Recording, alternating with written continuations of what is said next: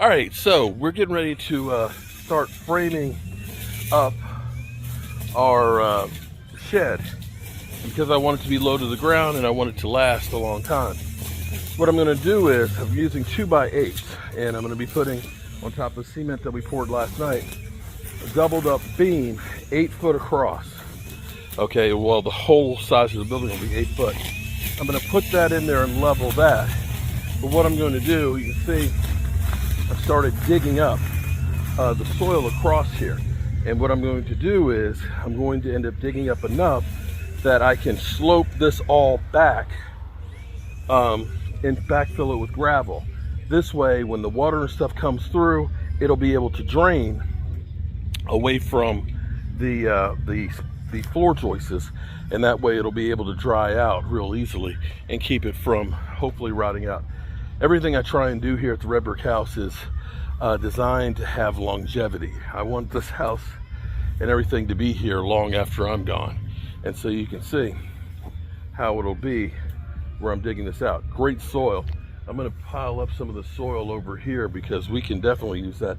I don't know that you're gonna get topsoil that looks that good when you go shopping at the stores and things right now.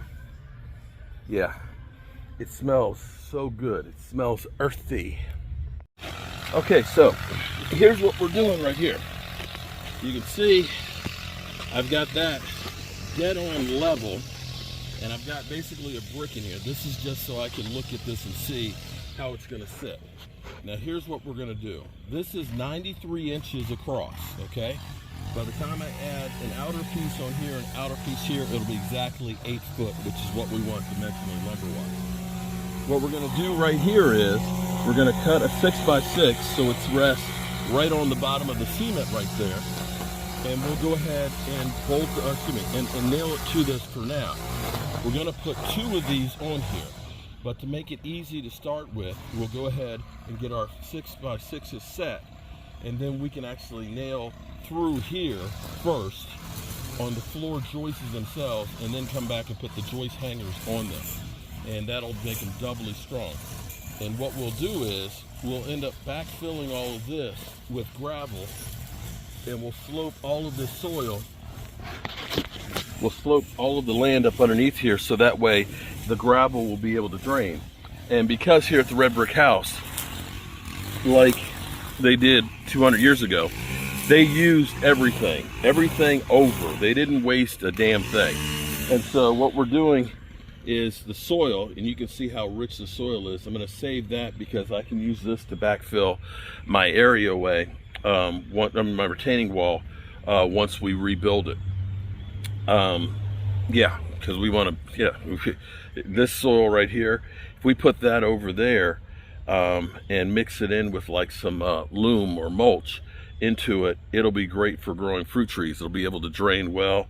It's already got all kinds of nutrients and things because it's been here literally untouched for 200 years, basically, unless they had a garden out here. But you can see the topsoil in here is great.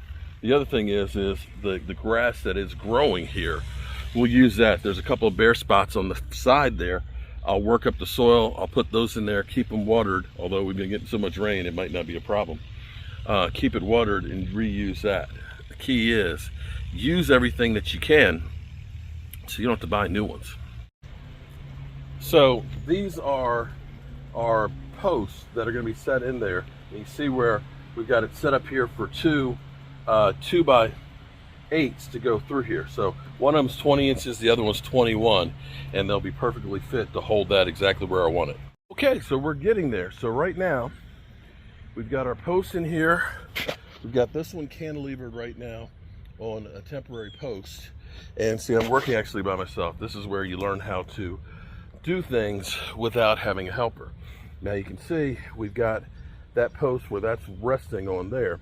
All of our floor joists are going to go long ways here.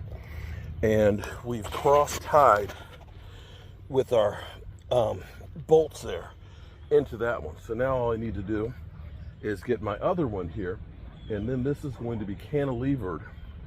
We're cantilevering the back of the shed, so we'll be able to do storage and stuff on here by 2 feet. So the other posts will go right here with doubled up 2x8s resting underneath of it. but we're getting it all level right now, and then we'll be able to go through and cement it in place. If we need to make an adjustment up or down, no problem. We can do that before we end up putting in the cement, or we can just leave the post up high, attached to the bottom, pour the cement underneath of it, and we're good to go.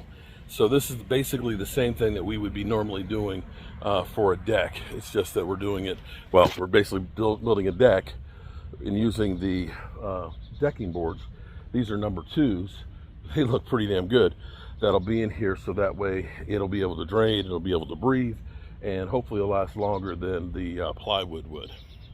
Little trick I learned in working by myself is I've got this piece of 2x4 sitting here underneath of the joist, so that way what I can do is set it up on there, I can nail it on here, and I don't need a helper. Now if you have a helper, you ain't got to do that, but I ain't got a helper. So, and then what we'll do is we'll double check, we'll square, we'll measure from corner to corner or corner to corner and adjust accordingly to make sure that it's square in our holes.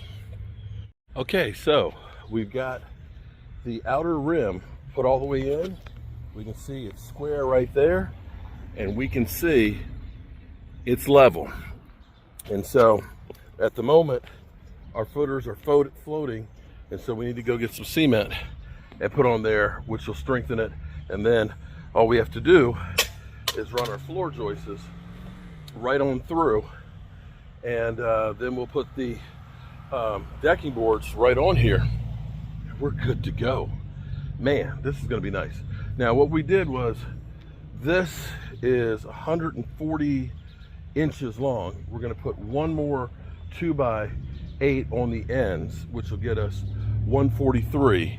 Now by the time we put our 7/16 and 7/16 OSB on there, that'll get us to 144. And this is exactly 8 foot across, which will be 2 full sheets there. So size wise, this is exactly where it needs to be. I love it. I love it. And I won't have enough time. I've got to go back home on Wednesday morning. I've got some work I got to do, but I'll have the deck up. Framing the walls won't take any time at all. And I'm still debating on where I want the window. If I want the window in the back, or if I want the window over here on the side. Let me know what you guys think.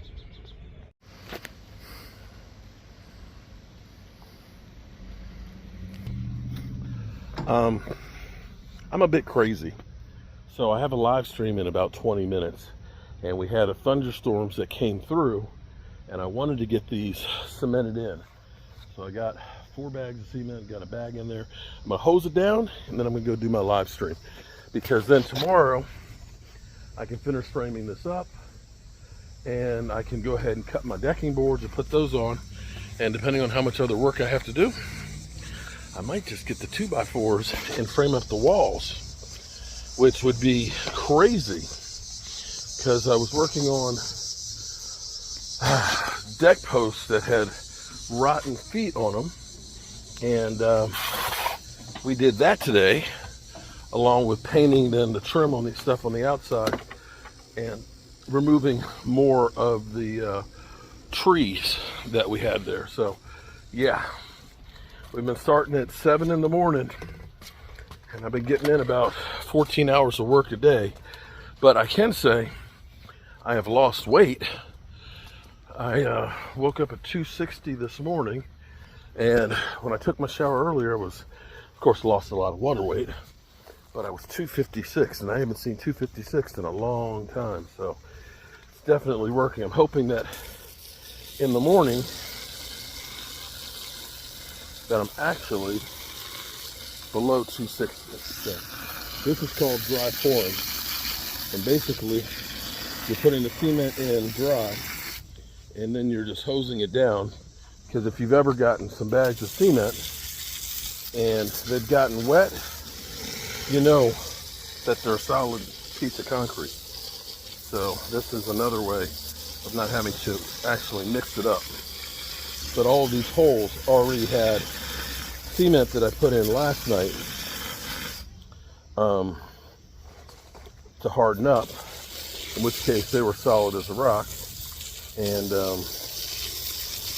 this is just basically to set the posts so that way they won't move and locking in place. And I'm so happy that we were able to get this done tonight, so that way this will be locked in the morning.